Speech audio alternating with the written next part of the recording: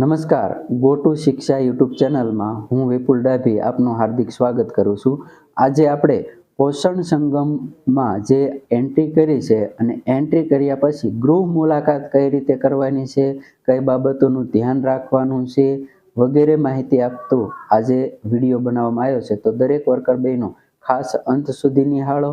Subscribe કરવાનું બાકી હોય તો સબસ્ક્રાઈબ કરી લેજો અને વિડીયોને લાઈક કરવાનું ભૂલતા નહીં અને આપના કેન્દ્રનું નામ કોમેન્ટ કરજો. અને એન્ટ્રી કઈ રીતે કરવી એ આપણને હજી ન ખબર પડી હોય તો અમારો આગલો વિડીયો છે પોષણ સંગમમાં બાળકોની એન્ટ્રી કઈ રીતે કરવી એ સમજાવવામાં આવ્યું છે. પહેલાં એ વિડીયો જોઈ લેવો અને ત્યારબાદ ગૃહ મુલાકાત પોષણ સંગમની આ બે મહત્વની કામગીરી છે તે આજે શીખીશું.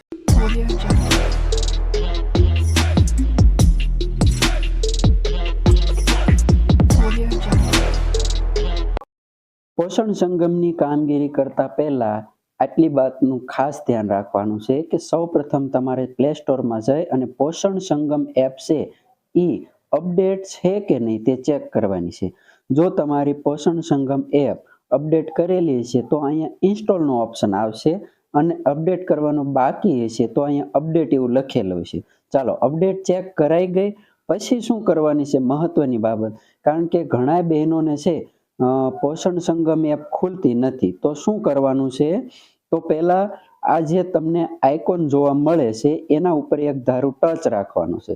હવે એક ધારું ટચ રાખશો એટલે આવું ઓપ્શન આવશે. એમાં તમારે જે આ ઓપ્શન દેખાય છે એમાં જવાનું છે અથવા તો એપ ઇન્ફો એમાં જવાનું છે. જો આ ઓપ્શન આવશે એમાં જશો એટલે તમારે સૌપ્રથમ તો તમારી જે એપની પરમિશન છે એ ચેક કરવાની છે. ચાલો, આમાં બધી જ પરમિશન આપેલી છે.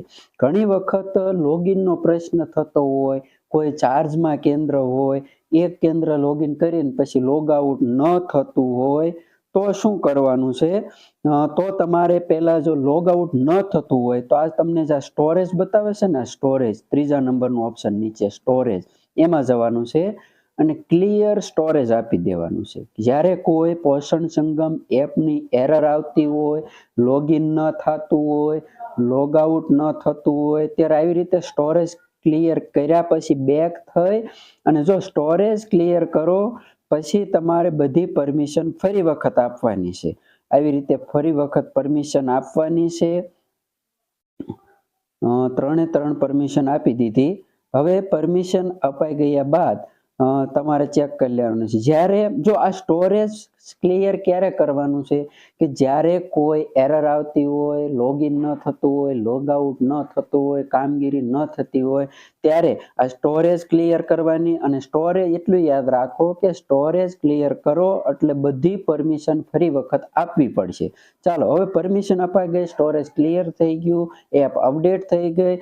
હવે આ વિડીયોની અંદર તમારે પોષણ સંગમની એન્ટ્રી થઈ ગયા પછી ગૃહ મુલાકાત કેમ કરવાની છે એ આપણે વાત કરી દઈએ કે ભાઈ પોષણ સંગમની એન્ટ્રી કેમ કરવી એનું આપણે અગાઉના વિડીયોમાં આપણે શીખવી દીધેલ છે. જો આપે ન જોયો હોય તો આગલા વિડીયો જોઈ લેજો. ઇઝી એપ, સીમેમ અને અંડરવેટની એન્ટ્રી કઈ રીતે કરવી અને આ એન્ટ્રી કર્યા પછી ગૃહ મુલાકાત કઈ રીતે કરવાની છે, ગૃહ મુલાકાત કરતી વખતે કઈ કઈ બાબતો ધ્યાનમાં લેવાની છે તે આ દરેક વસ્તુ સમજાવવામાં આવ્યું છે. ચાલો, તો પહેલા આપણે અહીંયા લોગિન કરી અને પછી ગૃહ મુલાકાત વિશે વાત કરીએ. લોગિન કર્યા બાદ તમારે નો ડેશબોર્ડ ડેટા ફાઉન્ડ એવું લખેલું આવે એટલે તમારે અહીંયા જે તે મહિનો આવે છે એ ચેન્જ કરીને ચેક કરી લેવાનું છે. જ્યારે નો ડેટા ફાઉન્ડ આવે ત્યારે આમાંથી કોઈ પણ એક આડોળો મહિનો સિલેક્ટ કરી લેવાનો છે અને પછી એનો ડેટા બતાવે પછી તમારે સપ્ટેમ્બર, ઓક્ટોબર જે આવતું હોય એ સિલેક્ટ કરી લેવાનું છે. દાખલા તરીકે હું અહીં ઓક્ટોબર સિલેક્ટ કરું એટલે એનો ડેટા તમને બતાવશે. મેં અહીંયા સપ્ટેમ્બર મહિનો સિલેક્ટ કર્યો, આગલો મહિનો 2025, તો એના ડેટા બતાવે છે. 2 બાળકો ઇઝી એપના છે 0 થી 6 માસના. એમાં સેમ, મેમ, MUW આ બધી વસ્તુ સ્ક્રોલ કરી નીચે જોઈને બતાવશો. હવે આપણે આ મહિનામાં જોવાનું છે કે ગૃહ મુલાકાત કઈ રીતે કરવી, ગૃહ મુલાકાત કરતી વખતે કઈ કઈ બાબતોનું ધ્યાન રાખવાનું છે. ચાલો આપણે એ જોઈએ. ગૃહ મુલાકાત કરવા માટે સૌપ્રથમ તો તમારે આ નિશાન બતાવે છે એમાં જવાનું છે. એની અંદર તમને 3 વસ્તુ ઓપ્શન જોવા મળશે. પોષણ સંગમની અંદર 3 વસ્તુ આવે છે. EGF, CMAM અને અંડરવેટ. આ ત્રણેયની અંદર બાળકોની એન્ટ્રી કેમ કરવી એ આપણે આગલા વિડીયોમાં કહી દીધેલ છે. જો તમને ન આવડતું હોય તો આગલો વિડીયો જોઈ લેજો, પછી આ વિડીયો જોઈજો. હવે આ વિડીયોની અંદર આપણે ગૃહ મુલાકાત કેમ કરવાની છે તે જોઈએ. હવે ગૃહ મુલાકાતમાં 3 પ્રકારની ગૃહ મુલાકાત હોય છે. એક તો EGF ના બાળકોની ગૃહ મુલાકાત, બીજી છે CMAM માં આવતા બાળકો અને ત્રીજું છે અંડરવેટ. હવે EGF માં 0 થી 6 માસના બાળકો આવે, CMAM માં 6 માસથી 5 વર્ષના બાળકો અને અંડરવેટમાં પણ 6 માસથી 5 વર્ષના બાળકો. હવે આપણે પેલી EGF ની ગૃહ મુલાકાત કરવી છે તો આ ખોલીશું. હવે બાળકોની નોંધણી કરી છે કે નહીં તે તમે ચેક કરી જોજો. પહેલા આવી રીતે નોંધણીમાં જવાનું છે. હવે નોંધણીમાં જો આ બાળકો 3 બતાવે છે એ બાળક આમ ખોલવાનું છે. બાળકના નામ ઉપર ટચ કરવાનું છે. હવે નામ ઉપર ટચ કરશો એટલે તમારે આવું ખુલશે. હવે જો અહીંયા નીચે કોઈ ઓપ્શન ન આવતો હોય તો આ બાળકની એન્ટ્રી થઈ ગયેલી છે એવું બતાવે. જો અહીંયા પ્રશ્નો આવતા હોય, સબમિટ એવું લખેલું આવતું હોય તો એની એન્ટ્રી બાકી છે. પરંતુ આપણે આ વિડીયોની અંદર ગૃહ મુલાકાત શીખવાની છે. તો ગૃહ મુલાકાત કરવી હોય તો અહીં બીજો ઓપ્શન છે એમાં જવાનું છે. EGF કાર્યક્રમમાં દાખલ બાળકોની યાદી અને ગૃહ મુલાકાત. તો એમાં ખોલવાનું છે. હવે એ ખોલશો. હવે કદાચ અહીંયા બાળકોની યાદી ઘણા બહેનોને છે EGF માં બાળકો ન પણ હોય તો અહીંયા નો ચિલ્ડ્રન અવેલેબલ પણ આવી શકે છે. ચાલો આપણે CMAM ના બાળકો ચેક કરીએ. તો CMAM માં છે આ બીજું ઓપ્શન છે ગૃહ મુલાકાતનું, એમાં જવાનું છે. CMAM ની અંદર એમાં પણ નથી તો આપણે અંડરવેટમાં ચેક કરીશું. અંડરવેટની અંદર ચેક કરીશું તો તમને અહીંયા 3 નામ બતાવે છે. હવે આ 3 નામ છે એની ગૃહ મુલાકાત. જો ગૃહ મુલાકાત ત્રણેય EGF, CMAM કે અંડરવેટ ત્રણેયમાં સેમ જ આવે છે. એટલે આપણે અહીંયા શીખી લઈએ. હવે ગૃહ મુલાકાત કરવા માટે અહીં તમને હોમ જેવું નિશાન દેખાડે છે એમાં જવાનું છે. હવે ગૃહ મુલાકાત કરતી વખતે બહેનો યાદ રાખજો કે બાળકના જે તે ઘરે ગયા છો અથવા તો તમે આંગણવાડી કેન્દ્ર ઉપર છો, પહેલી ગૃહ મુલાકાત જ્યાં કરી છે બાકીની બધી જ ગૃહ મુલાકાતો એ જ સ્થળ ઉપર કરવી પડશે, એટલું યાદ રાખજો. તો હવે ગૃહ મુલાકાત કરતા પહેલા અહીંયા આ પેજ પહેલું સમજી લઈએ. અઠવાડિયું 1 છે. હવે આમાં જો 12 અઠવાડિયા સુધી આખી ટ્રેન આપી છે. વિકાસના અઠવાડિયાની આ ગૃહ મુલાકાતની આખી ટ્રેન 12 અઠવાડિયા સુધી આપણે આની ગૃહ મુલાકાત કરવાની છે. તો આપણે આ પહેલું અઠવાડિયું જે ચાલુ છે. હવે આમાં ગૃહ મુલાકાતની આ બાળકની એન્ટ્રી કરો અને બીજે દી તમારે ગૃહ મુલાકાત ચાલુ થઈ જાય છે. હવે આ બાળકની એન્ટ્રી 6 તારીખે થઈ છે એટલે 7 તારીખથી એની ગૃહ મુલાકાત ચાલુ થઈ ગઈ છે. હવે જેમાં ગૃહ મુલાકાત થઈ ગઈ છે એમાં જો આ ઓપ્શન તમને અહીંયા કંઈક ને કંઈક લખેલું આવે છે અને જેની ગૃહ મુલાકાત બાકી છે એ આજ જો 11 તારીખ આજે છે હજી એની બાકી છે. તો આની ગૃહ મુલાકાત કઈ રીતે કરવાની છે એ તમને કહી દઉં.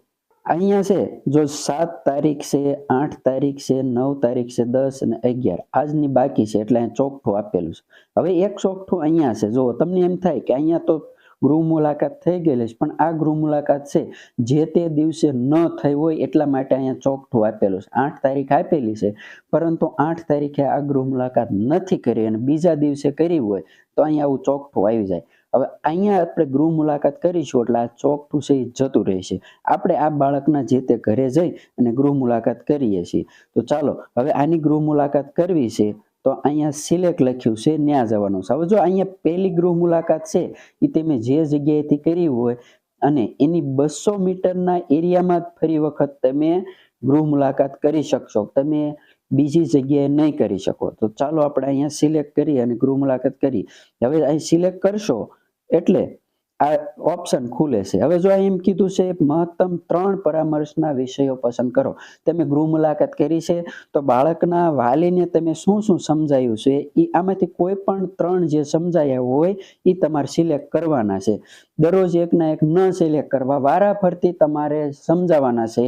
તો એવી રીતે તમે આજે જે વસ્તુ શીખવી છે, સમજાવી છે એ 3 સિલેક્ટ કરવાના છે અને સિલેક્ટ કર્યા બાદ તમારે અહીં ઓકે આપવાનું છે. ઓકે આપશો. જો આ સિલેક્ટ કર્યા બાદ તમારે ઓકે આપવાનું છે.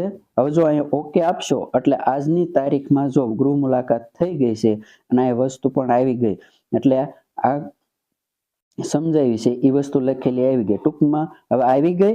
પછી હજી જો આટલું કરીએ, ગૃહ મુલાકાત તમારી પૂરી નથી થઈ, પરંતુ અહીંયા સબમિટ કરવાનું છે. સબમિટ કરશો ત્યારે જ ગૃહ મુલાકાત આની સક્સેસ થશે. હજી થોડીક રાહ જોવાની છે. હવે જો આટલી પ્રોસેસ થઈ, સબમિટ આપ્યું, પછી અહીં લોકેશનનું બતાવે છે કે આની ગૃહ મુલાકાત તમે ક્યાં કરો છો. તમે પહેલી જ ગૃહ મુલાકાત આંગણવાડી ઉપર કરી હોય તો આંગણવાડી ઉપર જ કરવાની છે. બીજી હવે તમે પહેલી જ ગૃહ મુલાકાત બાળકના ઘરે કરી છે હોમ, તો દર વખતે હોમ જ સિલેક્ટ કરવાનું છે. ત્યારબાદ આગળ વધવાનું છે. હવે જો અહીંયા નીચે સક્સેસફુલી આવી ગયું, મતલબ આ પહેલી ગૃહ મુલાકાત થઈ ગઈ છે. હમણાં અહીંયા લખેલું આવી જાય છે. જો આવી ગયું, આ પહેલી ગૃહ મુલાકાત થઈ ગઈ છે. એવી રીતે તમારે ઉપરથી અહીંયા બેક થઈ અને બાકીના 2 બાળકોની પણ કરી નાખવાની છે. જો અહીંયા જે તે તારીખ આપણે 11 તારીખની કરીએ છીએ, 11 તારીખ સિલેક્ટ કરવાનું છે.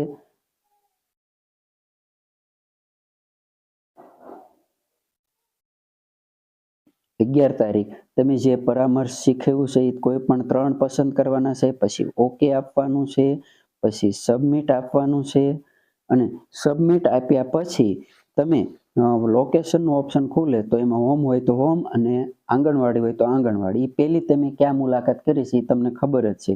હવે આ ત્રીજી લાસ્ટ આપણે મુલાકાત કરી દઈએ. થોડીક રાહ જુઓ એટલે આ ખુલશે. પછી આ 11 તારીખનું ખુલે છે તો એ પરામર્શના કોઈ પણ 3 વિષય સિલેક્ટ કરી લેવાના છે. તમે જે સમજાવો છો એ પછી સબમિટ આપવાનું છે. સબમિટ આપ્યા બાદ લોકેશનનું ઓપ્શન આવશે તો એમાં તમે જે આવતું હોય એ સિલેક્ટ કરી લેવાનું છે. તો આવી રીતે છે પોષણ સંગમમાં બાળકોની એન્ટ્રી કર્યા બાદ તમારે દરરોજ બાળકના વાલીની ગૃહ મુલાકાત કરવાની છે. જો આપને ગૃહ મુલાકાત કરતા આવડી ગયું હોય, સમજાઈ ગયું હોય તો અમારી ચેનલને લાઈક કરો, શેર કરો અને સબસ્ક્રાઇબ કરવાનું ભૂલતા નહીં. Thank you.